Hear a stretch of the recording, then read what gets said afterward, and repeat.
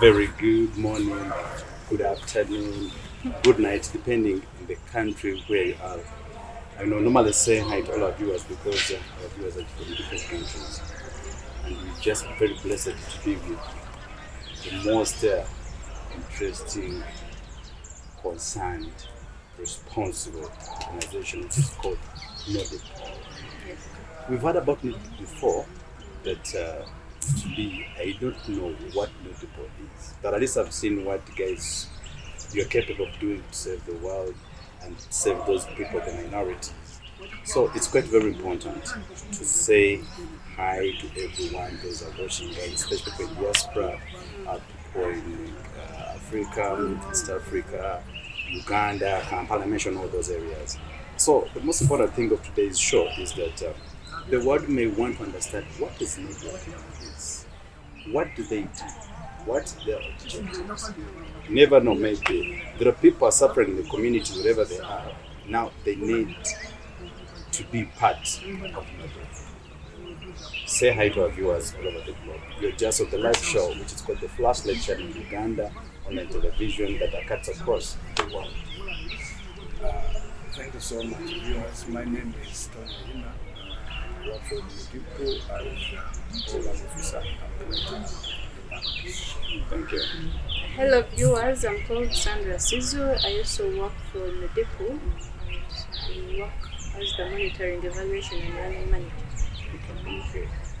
Okay. Now you've had this is the programs manager and the monitoring evaluation officer. I don't know what I'm going to be doing in that organization meeting. So I applied to you, That's a different chapter actually. For the issue of application. Yes. Normally you address it to CEO, Chief Executive Officer, who is the head of secretariat. But all of us are below her, so person in charge of recruitment and all those other issues. When the right time for recruitment comes anyway, because the recruitment is always publicized and everyone is aware of it. And it's inclusive. It's inclusive. Anybody who's qualified, irrespective of social, political, and other backgrounds. You all qualify. You all qualify, Yes. then you go. So you had talked about NODIP. For our viewers to understand, NODIP in full is a National Union of Disabled Persons of Uganda. It's an umbrella organization for persons with disabilities. Okay. And we work with a mission of advocating for the rights of persons with disabilities in Uganda, and we envision to see that the society is fair and dignified, such that persons with disabilities live a dignified and prosperous life. So NODIP works through a 5-year strategic plan, Okay. and our current strategic plan is running from 2020 to 2024. And the core objectives of this strategic plan currently are capacity strengthening of persons with disabilities, then also economic empowerment and social and policy influence. Okay. Yes. So these are current objectives are developed after doing kind of a needs assessment on ground that inform our strategic plan objectives. So currently those are the 3, and then the next 5 years or so from 2025 to 2029 we will also develop others depending on the current need of ground. So NODIP being an umbrella organization, we have different other organizations of persons with disabilities subscribe to us. We call them our member organizations. And currently we have 146 district unions. Oh, 400. 146 district unions of persons with disabilities that are our member organizations. And also we have 14 national disabilities organizations. When I talk of district unions, these are organizations of persons with disabilities that at district level. So we have 146 districts that have district organizations of persons with disabilities. They are now like the leadership of persons with disabilities within that particular district. Then when I talk of the national disabled organizations, these are now the ones at national level. For example, we have a National Association of the Blind, National Association of the Deaf Blind. Those are now at national level, and they also still have structures representatives in the district unions that work with us. So we have that kind of structure. And why we are structured that way is because we want to reach each and every person with disability on the ground, even those marginalized at home, and we want to be able to have a wide reach. Yes. Now, how did you come up with this idea to make sure that maybe everyone, those who are in that class, they are safe? Because come to our homes, come to our areas where we work from, we find the marginalized people are seriously in serious pain when it comes to, especially in West Nile, those areas. People are not bothered for, and the government has not helped. Now my question is, how did you come up with this idea to come up and save the world? Yes, I'll say something, then maybe Tony will also say something. Okay. Actually, Depo, having been started in 1987, it was started by persons with disabilities who were also affected by what you just mentioned. They felt like they were being left out, they were not being represented, their concerns and needs were not being met, they were being discriminated by people, and they decided to form up that union. That union, it started very small. They formed up the union in 1987 so that they're able to raise their voices. Because if you're one person, you may not have good things. Absolutely. But if you're now a union, come together as different categories of persons with disabilities coming together to raise up voices, it speaks a greater impact. That is why I mentioned one of our core objectives is policy influence. Because now when we raise and review these policies of government, we're able to also identify gaps where persons with disabilities are left out. So that is the background. And when I talk of all the categories, I mean all, including even little persons, persons with albinism, invisible disabilities such as mental, physical, visual. So we all come together and then are able to speak out. So someone with, let me say, albinism is able to speak out concerns of persons with albinism. Someone with a little person is able to speak out concerns. So that kind of, that kind of organization speaks volumes compared to just one person. And so that is how we came about forming the. Okay. And now, before he speaks, you talked about the albinism. How, I don't know, because I'm still wondering. I'm seeing it very interesting as a sign that now there are people now also going to be called on board. Yes. Because just recently in Kampala, I found a given family of people with disabilities. It's around maybe Mengo. My question is, the albinism people, are they also part in this kind of field? Yes. When we talk of persons with disabilities, I know most people are used to persons with physical disabilities. That's what we know. Yes, but disabilities, it includes a wide range of people, scope of people. And I'm going to invite my colleague Tony to talk more about disability. Okay, thank you so much, Sandra. Permit me to say that by mere fact that Nudipo is an advocacy organization, that's the primary purpose, which is also its main mission, to push a vision of a just and fair society where persons with disability live prosperous and dignified life. Prior to 1987, there were already some pockets of advocacy along various disabled persons organizations in this country. For example, we had visually impaired people by then advocating alone as visually impaired people. We had association of physically impaired people or physically disabled people advocating alone. But now, the founding fathers and mothers, if I'm to say of those days, say no. I think we can send a bigger wave if we unite in form of a union. Our agenda might be easier to push than to advocate as scattered individual people. Although we had common challenges ranging from negative attitude, unfair policies, institutional setbacks like lack of inclusivity, and unlimited participation. Programs and policies for persons with disability were made somewhere, like somebody cooking in the kitchen, and then it's brought to them that, okay, this is your policy, without getting inputs from them. Oh yeah. Then,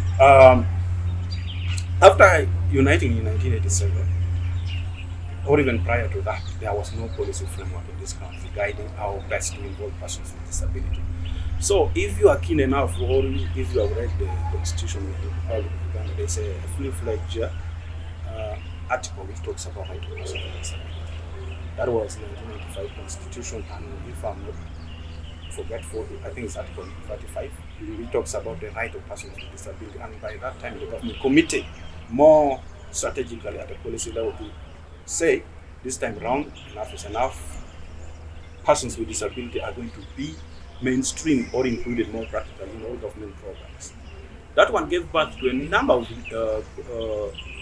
laws and policies to protect the right of persons with disability, like the 2006 Disability Act, which was amended in 2020, and then you come to other international policy framework. No wonder NUDIPO made, together with other actors, Uganda to move faster on the lane of disability mainstreaming than those at international stage. If you are aware about international community dynamics and policy as far as right of persons with disability is concerned, internationally, the UN Convention on Right of Persons with Disability was made in 2008. Internationally, there was no clear policy framework. Sure. Yes, UN Convention 2008. But Uganda was already far much ahead, because advocacy from here was beyond daily livelihood. We are looking far much future, far much ahead. We are looking beyond now. We are looking for maybe the lives of persons with disability 100 years from now. 100 years from now, we want persons with disability to be part of the bigger society, where every village in this country, even though they're designing their program, they should know that the bigger component of the society are also persons with disability. So any program which does mainstream them is incomplete, and it should not be approved. That's why at international stage, a number of development partners now, if your intervention is not clearly demonstrating how persons with disability will be included, most disability-aware organizations won't fund that program. Similarly, even in Uganda at the moment, based on that advocacy, persons with disability now represented right from LC1 level up to the parliament. Yeah. LC1, LC2, LC3, LC4, LC5, and up to the parliament. And I hope you are aware that there's a fully-fledged minister for disability. Yeah. That one did not come at later. Yeah. And there was a mission. It was a protracted effort, day and night, Part of our democracy. putting the common interest ahead of every personal interest. Wow. You know, so you've just opened up my mind and my on wider scope that person with disability, they are now already being represented up in the parliament. Yes. Yes. But How do you identify people with disabilities in basically deep in villages? How do you identify them? Thank you. To cut a long story short, actually, NUDIPO background, 1 hour is not enough, even if one is to understand in practice. But that one, permit me to tell you that the name NUDIPO is National Union of Disabled Persons of Uganda. Yep. National meaning it's operating in the Nationwide. entire country. So the structure is right from the national level up to the village. So when you are mobilizing persons with disability, the structure is already there. In a district, she has told you there are district union. District union are association of persons with disability in that district at a district level, with their structures in the sub-county, parish, and the village. So a moment there's any program, through that structure, even the last person in the village is reached within the shortest time possible about what to be done, when, where, how, and why. Yes. And when you talk of those associations, the reason why they're structured that way is أعوذ بالله من الشيطان الرجيم بسم الله الرحمن الرحيم السلام عليكم ورحمة الله وبركاته. Nze Haji Kaboggoza omusomi w'edduwa ntereeza ensonga z'amaka ebyenfuna n'endwadde ezitategeerekeka. Haji Kaboggoza omusomi w'edduwa nsiŋŋaanibwa Ekitigoma ku Lwejjinja. Bw'obanga otuuse Ekitigoma mu ttawuni ku siteegi osobola okuba ku nnamba z'essimu ezo z'olaba zitambula. Gwe wenna ali ewala oyinza okuyita ku mukutu gwaffe ogwa WhatsApp ku layini eyo eya MTN obudde bwonna mbeerako. bw'obanga otuuse ekitigoma ku stage osobola okulaba aba boda ne bakuleeta awaka oba n'onkubira ku nnamba z'essimu ezo. It makes it very easy to identify persons with disabilities on ground. Yes. This is like a network. So if you have a program, maybe let me say in a Kampala district and you want to identify it, it's very easy for you because of that network. You're able to reach even those marginalized in various households because of our network. Yes. And you talked of identifying persons with disabilities. Yes. Like I mentioned, there are disabilities that are visible, but then we also have those that are invisible. For example, mental and yes. So as NUDIP, we work with all categories, even the invisible, those with invisible disabilities. We can easily identify because of our experience. And also maybe compared to continental standards, let's say, disability is evolving concept. What exactly am I mean? It means it's relatively new, and there's a lot of debate around it. So currently there are over 12 types of disabilities.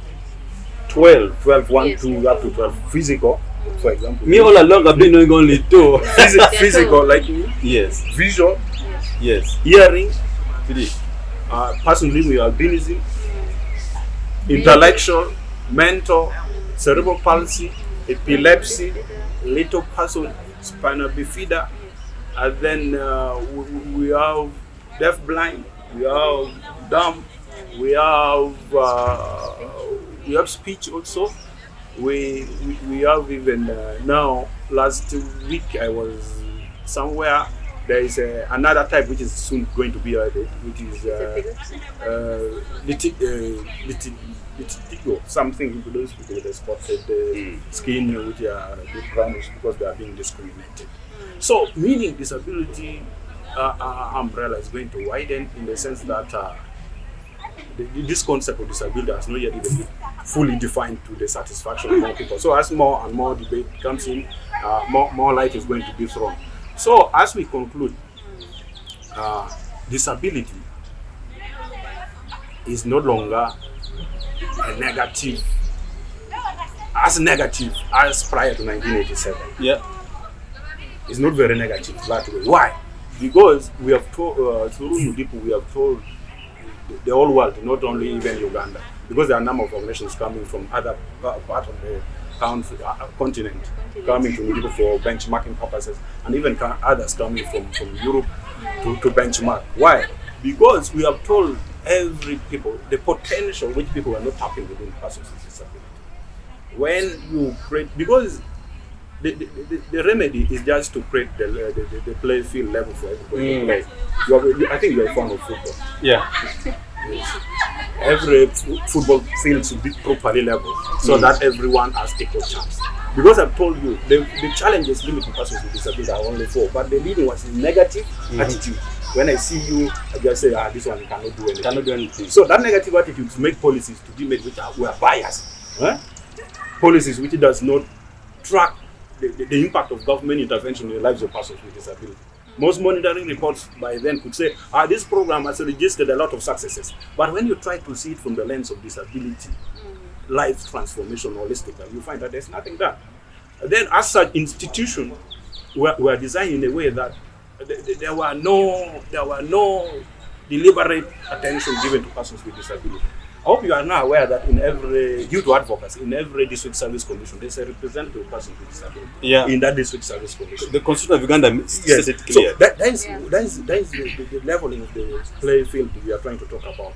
You have seen in Parliament. Now it's easier for concerned persons with disability to reach the national debating stage because they have representatives there, and it makes the issue to be taken seriously. But without those structures, everything was impossible.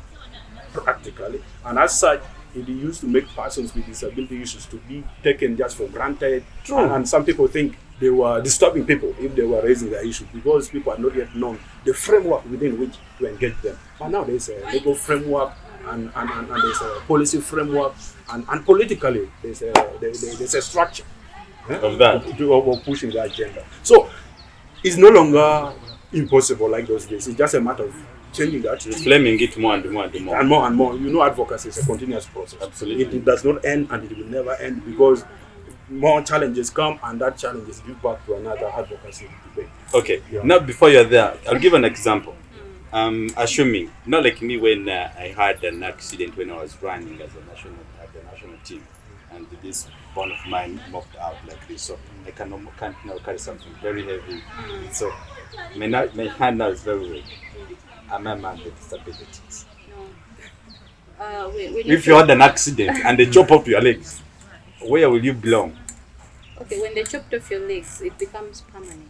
So one thing we should understand with disability, it's a permanent condition, and we should stop confusing it with a disease. That's what I want to You may understand. get a disease that can easily be treated in a long run, and Oh. become okay.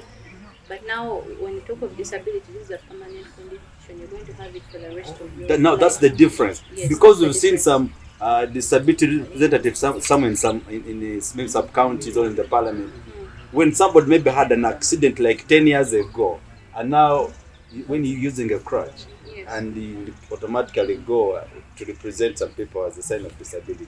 So what I've understood today is that disability must be permanent. Yes, because You're someone born can with get it. an accident and you also become disabled. You also find that some women maybe after due to birth defects they get the spinal bifida problem. So some of them start as a disease and then become permanent. They become persons with disabilities. So there are various ways in which one can become disabled. Yes. So that is one thing we need to understand. But as Nudipu, I know so many people think that Nudipu is only an organization that has persons with disabilities who are staff and who operate its structures. So that is not how we work. It's actually an inclusive organization because we believe we are all people. So we all need to stand up as people. Yes, to fight this vice of living out persons with disabilities. And then also, So in we addition- work with people without disabilities. As you can say, do not have a disability, and I'm the M&E manager. Yeah. Yes, he has Then a also- disability, so we all come together to raise one voice. And then also programmatically, even some of our, quite a big percent of some of our beneficiaries are even persons without disability. Yes. For example, in our economic empowerment program strategy, there is a percentage of ordinary community members who are allowed to come and join because we want to do a world where the most important thing which matters is your contribution after giving you all the opportunity. Because the persons with disability don't have a plan, another world where they're going to stay. So this is the only world. So let us just perfect the environment so that we tap all the potentials which are hidden in us, which originally was scattered, but we want to bring all this effort together so that we move towards a common direction. And then secondly, in the policy arena, policy influence, when we influence policy, it's not only persons with disability, we benefit. For example, if a minister for persons, if a minister for persons with disability is disabled, it doesn't mean that he only works for persons with disability. Because he advises the president on a number of strategic issues, and those things, when president implements, everyone benefits. Have you seen? And also, another thing is that when we are talking, we normally work to support already existing situation on the ground. For example, at the institutional arrangement like this, we can extend support in terms of accessibility audit for persons with disability, and then we give recommendation. That way, we make the place more inclusive even for persons without disability. So it doesn't mean we are working for persons with disability, and it also makes the institution to be up to date about the common practices in the institutional management and dynamics at play. So it is not correct at all for somebody to think that people works only for persons with disability. It is not right. It is an holistic organization. We just look for that fair and just society. That is what we look for. That fair and just society where everybody, including persons with disability, live a dignified and prosperous life. That is the world we are fighting for both day and night to achieve for everybody, not for persons with disability. Interesting. Yes, and Now, just to add on, when he talks of inclusivity, I'll give an example of structures. Someone constructs a structure and puts stairs, and that actually leaves out persons with physical disabilities. So the person has not thought that there's a category of people who may not access these stairs. So that is the kind of inclusivity we want. We want when you construct a building, there are ramps available. The door should be wide enough to allow for persons with wheelchairs. So that kind of inclusivity is what we're looking at. And who is responsible for that? It is all of us together. Okay. Yes. That's very nice. And so now advise parents, friends, relatives, and in-laws of different kind of people. Because I've seen there is, I think, it's a video. I think I saw it in a program where the lady said, "I was denied by my father, trust me, because of disabled." And we've seen also guys along the street of Kampala, I think they telling me, "My parents denied me because of disabled." And how do you advise parents of nowadays? Okay, thank you so much. To parents, I would wish to advise them that in the whole world, there's nobody who loves your child more than you, and all other support which are going to change the lives of your child will come from you. So, the negative attitude, like for me, example, I'm a person with disability, but now I'm able to talk now here because my parents have very positive attitude. Several people came left, right, and center telling them to send me to school, but for them to say no. If not anything, in fact, I was the first always to be sent to school and others later because they knew. Actually, they were not trained on inclusivity, but based on common sense and based on knowledge of what they made them to treat me equal. So, to parents, from a humanitarian point of view, I would like to tell you that it's your primary duty to ensure that that child gets all kind of support without any discrimination. And then two, there is a legal ramification of discrimination. We have seen parents being arrested for mistreating their children. But for me, that's not my prayer. I want you to have your right as a parent. Because being a parent is not just an ordinary title, that you are a father. There is something which makes you to be called a father. Yeah. Oh. That is why there are some people who have produced children, but their children call somebody else dad. But not you as dad. So being a father goes beyond producing a child. It goes extra mile to nurture that child, to become independent and to become productive, to push that community from the level he or she has found into a better world. Is a continuous responsibility. So as a parent, change your attitude. After changing your attitude, involve your kid in every aspect of life to make their life better in future. Primarily starting with education and healthcare. In this world, when you make somebody get education, there was a quote by Mandela that education is the most powerful weapon to transform the whole world. The moment you make somebody get quality education, you leave that person. Like for you now, you are here. Your parents are not here, but you are now able to maneuver through every jargon of life because you went to school. Absolutely. But if you are not going to school, even coming to this venue, you are going to get scared. You are saying, because if you are educated, your value is added. Yeah, you have capacity to handle a number of situations. Because of the knowledge you've gotten from the school. I hope when you were a youth, you used to go for people used to send for you music on your memory card. Yes. And some music used not to come because the capacity of the card was too small. Yes. But when you go to school, your capacity is big enough to absorb every shock, irrespective whether you are disabled or not. Because education just only transforms the software, which is the brain, which makes you survive. It's only the brain. Transform that software. I love that. From the traditional one to a modern one with a better knowledge, skills, and experience to handle dynamics. But if you don't send somebody to school, it means he's handling a modern world in a traditional way, and he will never understand what is life and how he can contribute. That's why some people can go and commit suicide, because you are in a total confusion. You are not hopeful in life. You don't know the meaning of being alive. The world has ended. The whole world is against you. But if somebody is educated, you have seen people even at the age of 80 still contributing to the development of their society because they have gone to school.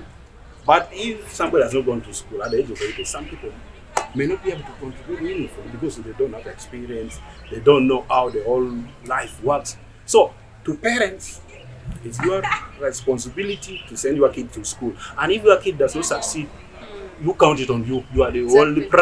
It's your primary responsibility, because even a child without disability also needs attention. Okay. Meaning now the one without disability needs double attention, triple effort. Because now remember, the whole society is also against this kid. Yes. This society are going to give this kid a very negative name. But you are the one, you are like the referee to make the rule of the game uniform and fair for everybody. Because I've seen again parents who have sent their children with disabilities to after success. People are now again coming from every corner of the world to come and seek advice from them. Because originally they thought they were useless, but now again they're seeing light.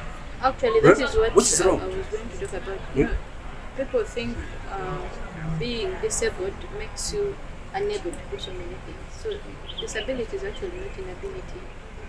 A child with disability has unique aspects that if you as a parent supported your child, you're able to mentor and build your child up. They will be able to also come up and be respected people in society.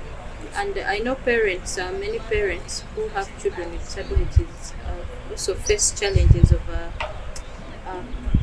أعوذ بالله من الشيطان الرجيم بسم الله الرحمن الرحيم السلام عليكم ورحمة الله وبركاته. Nze Haji Kaboggoza omusomi w'edduwa ntereeza ensonga z'amaka ebyenfuna n'endwadde ezitategeerekeka. Haji Kaboggoza omusomi w'edduwa nsiŋŋaanibwa ekitigoma ku lw'ejjinja. Bw'obanga otuuse ekitigoma mu ttawuni ku siteegi osobola okuba ku nnamba z'essimu ezo z'olaba zitambula. Gwe wenna ali ewala oyinza okuyita ku mukutu gwaffe ogwa WhatsApp ku layini eyo eya MTN obudde bwonna mbeerako. Bw'obanga otuuse ekitigoma ku siteegi osobola okulaba aba boda boda ne bakuleeta awaka oba n'onkubira ku nnamba z'essimu ezo. community, how do I call it? Stigmatization. And some of them actually don't understand how to support their child with disability. So all this combined, still it doesn't justify your action to mistreating your child. So just want you to understand that in Uganda we have different associations of persons with disabilities, like we mentioned, that are our member organization. And if you're a parent of a child with disability who needs support, maybe to understand how best to support your child, feel free to reach out to us. We can easily support you so that you're able to support that child to live up to his or her full potential. So don't feel left out. We are here for you all. Thank you so much. Because for us, we know when we are saying we are going to support you, we have to bring it into context. We are going to largely give you advisory services. Most in the African traditional society, people used to quantify support. People will think that if I give you a box of something, that is support. But if I give you advice, that's send your kid to school, enough. I will not take it as support. Yes. Because like for us in the people, we are driven by a philosophy of nothing for us without us. So meaning, if you're a parent and you are doing something within your family and a person, a kid with disability within that home is not benefiting, it means that thing you are doing is not for the entire family, it's just for a section. So in a disability movement, we say that anything you are going to design, any program or whatever, make person with disability part of it and participate. Even though when you are sending a kid to school, let the kid, even though it has disability, let him also, him or her help you in selecting which school I want to go to. Huh? Don't say, for you, the rest are going to be in body for you, you can study here so that I look at you. No, he knows what he wants. You challenge him or ask him, next year, I want to take you to a school. Which school do you like? Let him also participate in every event. In every event. And that is also one way of empowering this child. Yes, so that you will also understand the attitude. Speak out, huh? Because this kid will surprise you. Next time when someone will them say, I want to go to maybe study from Kampala or maybe in this school. Next time I want to become an MP. Or maybe I want to become a lecturer. Or I want to become a journalist. Support. Yes, but for you may think their problem is only food and water. But if they tell you the vision they have in them, you will be surprised. And those are things we will challenge you and start taking them seriously. I think we need more time, not today, because there are a lot that people they must learn from this. Yes. Because even I've seen in Kampala, there's a group of people, mother, I think they're around 9 of them. They gave birth to kids. Those guys get kids. It's around 9 years, but still it's equal to the baby of 6 months. So I don't know. So now you've told them you can they can come for advice and they'll be supported in one or the other. So please, those are watching our programs today, do not hesitate. Visit us, they're ready and they're there to support you where necessarily, and that kind of support we won't leave you the way you have been. Yes, Now, close. Just to mention, yes, so we do offer support, and just like we've been talking about, you can see our work is really interesting, and we also look out to people who would want to work with us in a way that maybe want to support our work. We are very open to that, and like we mentioned, we are currently in 146 districts, but we do even want to expand our programs much more. Okay. Yes, so we encourage that if you feel you want to support us, support our work, it can be financially, it can be through so many other things, please, you can reach out to us. So please kindly do not think that as they're supporting those people from different communities, their door is open for your support, either physically, financially, social, whatever you can support, to make sure that this work of people with disabilities are also supported and also being recognized all over the world. In closing that chapter, we've made into this summer school. I'll start with Mr. Tony. How did you feel for the summer school? I think there's a lot, but I would like to summarize it as summer school. I found constructive destruction of the myth, which used to confine research just within classroom settings. But here in the summer school, there are more at the applicability of research knowledge to inform evidence-based intervention to transform our society.